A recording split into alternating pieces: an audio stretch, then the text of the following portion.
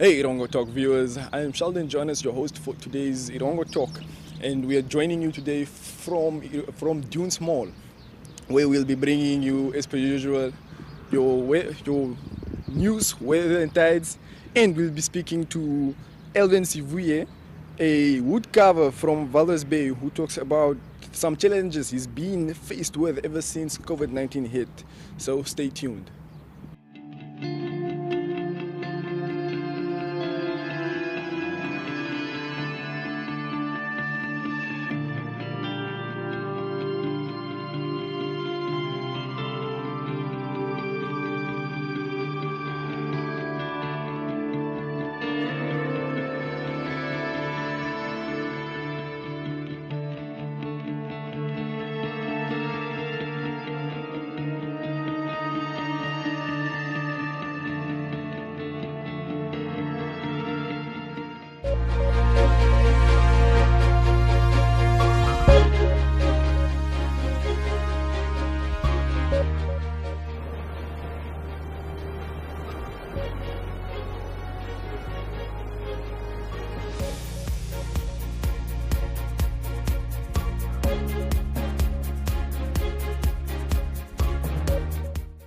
And now for our first story.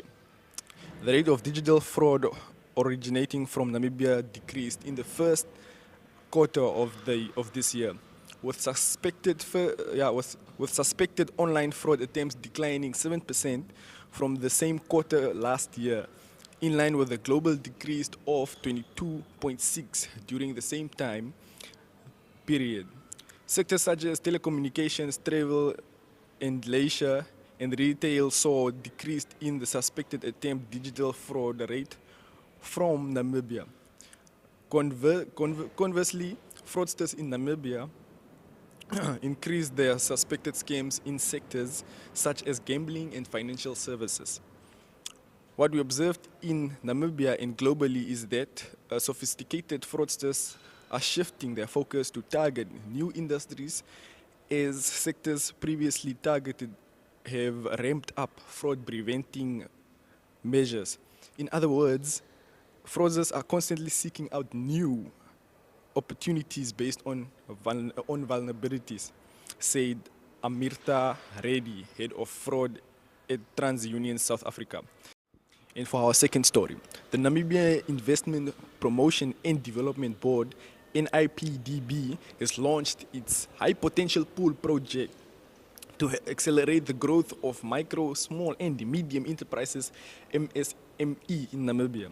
The HP Cubed initiative, as the board's executive director for MSME development, Dino Balletti, affectionately calls the project, is all about market access. Participants will enjoy the board's support in terms of international business linkages, trade mission support, export training, business advisory, coaching and mentor where required. At the occasion, the chairperson and chief executive officer of the board, Nangula Wanja, said the micro, small and medium enterprises sector has a real potential to create much needed jobs for Namibia, which is why its development was elevated to the attention of the development board. MSMEs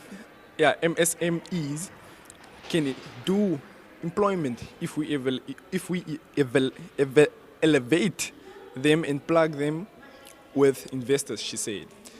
Up next, we have our interview.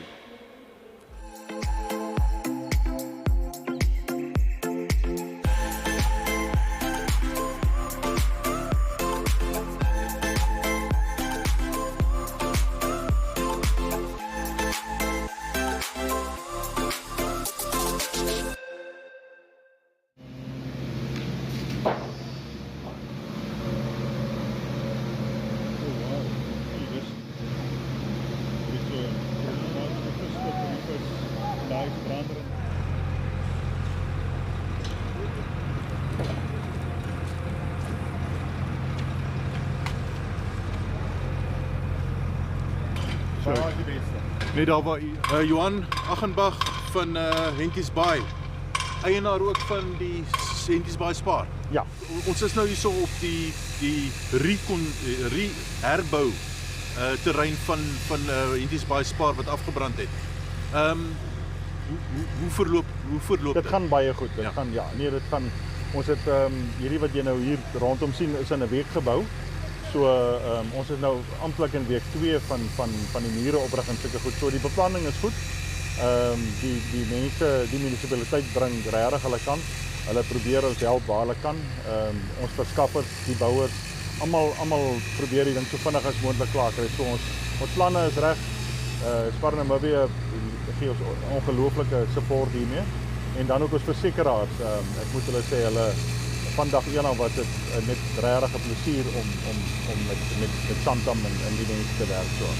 Wanneer beoog julle om klaar te wees, om weer oop te maak? Dis moeilik. Ons sê begin Desember, so ons regtig hoop ons gaan daai datum kry om vir die mense iets te bied want op die oomblik is dit maar 'n gesukkel en so die mense moet maar net vasbyt en ons wil regtig van ons kant probeer om begin Desember oop te wees vir die massas wat kom.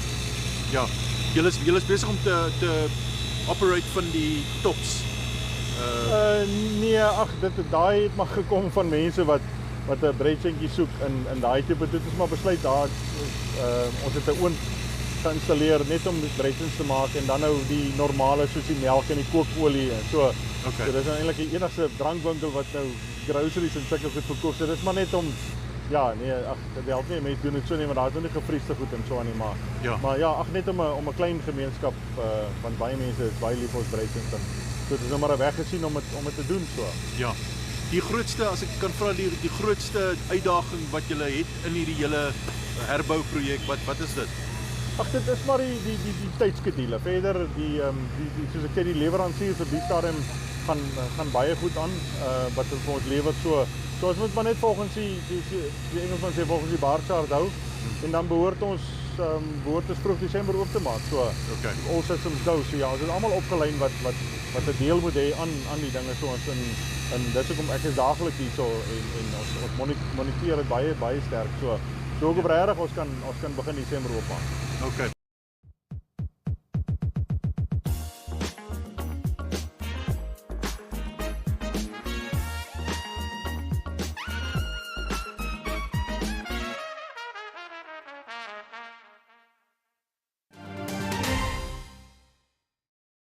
Hello viewers, I'm joined by Evelinu, a businessman here at the waterfront in Walvis Bay. How are you doing, Evelinu? So we are doing well. The problem is we meet with here. So we are trying doing our business ourselves. We are carving on our own. So the things which is make us very tough only since Corona time. Yeah. Our business is very low. And from there now we are just trying, and so we need some help from the government. So as a carver, we need something else which can help us to do like a machine which is able to us using with the carving. So for now, nowhere we can go. We are just trying. And these things where we get our food, where we get also things to help our kids in the school. Yeah. So, is what I said, we need the government to also put on our business also. Okay. And can you just tell us a bit about your products? How do you go about it? Do you make a new product every day, or how does it work for you? No, before we usually make product every day, but now it's also difficult to get the wood because the wood we get from here in the north. Yeah. From here 500 kilo. So you have to get the wood. When you bring it here, you get a mess to cave. So now it's for us difficult. Maybe 3 months or 2 months, so you can get some wood so that you can do. Yeah. Okay. And how would you say business is going currently? 2 years after the pandemic. After the pandemic, yeah, but by now it's just somehow. I cannot say business is speaking well, but somehow. Okay. Yeah. And what exactly, apart from the wood, how do you your creative process, how does it work? Do you just think about something, or how do you just decide that today you want to make a giraffe and today you want to make a rhino? Your process. Our process is going because as a corona come, they teach also us to do everything now. Yeah. Before we just sometime let me just keep maybe a giraffe, let me keep just elephant, but by now we can do everything. Okay. So only the things which is making us complicated only because we don't have a machine. Okay. Yeah. And when exactly did you start carving? I started 2016 carving, but on the business I started a long time, but to carving I started 2016. Okay. Yeah. And most of the stuff here that we're seeing today is your stuff. Mostly I'm doing myself. Okay. Yeah. And the ones that you don't do yourself, where do you get them from? So by now I do everything which is you see here, unless only stone, because this one I don't make it. Yeah. But from the wood I will make it myself.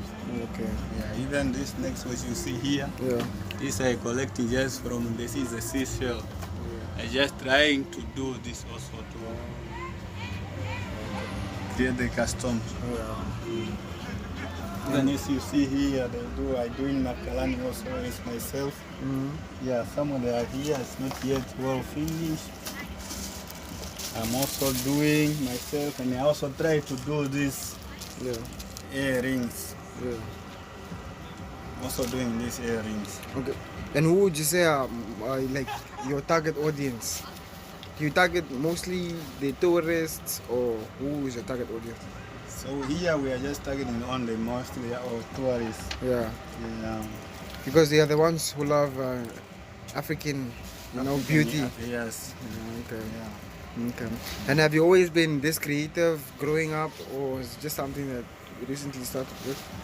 But he's not yet growing up. We can see how he's going. But by now we are just like that, not like that time. Yeah. Yeah. Okay, and finally, is there any message that you'd like to share with the viewers out there?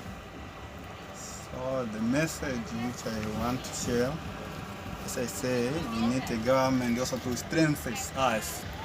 Because like us, it's like a child, if he's starting walking, you have to hold on the head so that they can also be easy to walk. Yeah. So what we need on the government to do also is, when you see someone who trying to doing himself, so you must also help people. Yeah. Okay. Thank you so much. Thanks very much. Cheers.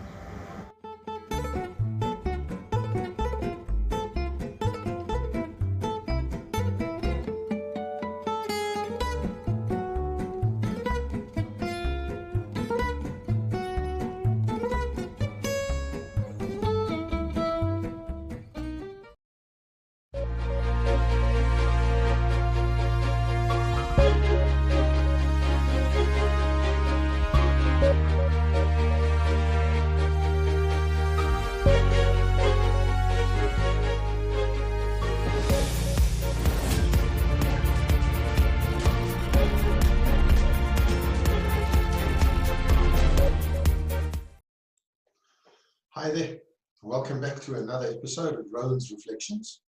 My name is Rowan van Dijk. I'm an author, speaker, and a leadership trainer.